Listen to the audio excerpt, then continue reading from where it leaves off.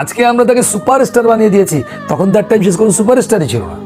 আমি তার সাথে পাশের ফ্লোরে কাজ করেছি, আমার তো দেখায় সালমান শাহ এই ছেলেটাকে এই ইন্ডাস্ট্রি শেষ করে দিয়েছে, মেরেছে তাকে।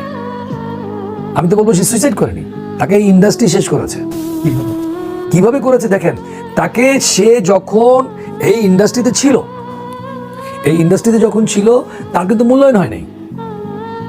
আপনি বলেন সে কোন অ্যাওয়ার্ড পেয়েছে বাংলাদেশে? পেয়েছে? হ্যাঁ, কি জাতীয় চলচ্চিত্র অ্যাওয়ার্ড পেয়েছে? না। কি পেয়েছে? তখন তাকে তার কোনো অ্যাওয়ার্ডই নেই। সে ছবি কাজ করেছে কতদিন? 3 বছর থেকে একটু বেশি। তখন তাকে নিয়ে কোনো বড় কোনো পরিচালক তখন তাকে নিয়ে কাজ করতো না।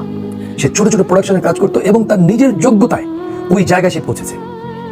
এটিকে আমি বলবো যে এটা তার ক্রেডিট। একজন সাবলীলভাবে অভিনয় করতো একটি ছেলে, তখন দ্যাট টাইম সে তার ওই জায়গাটাকে তৈরি করে নিয়েছে।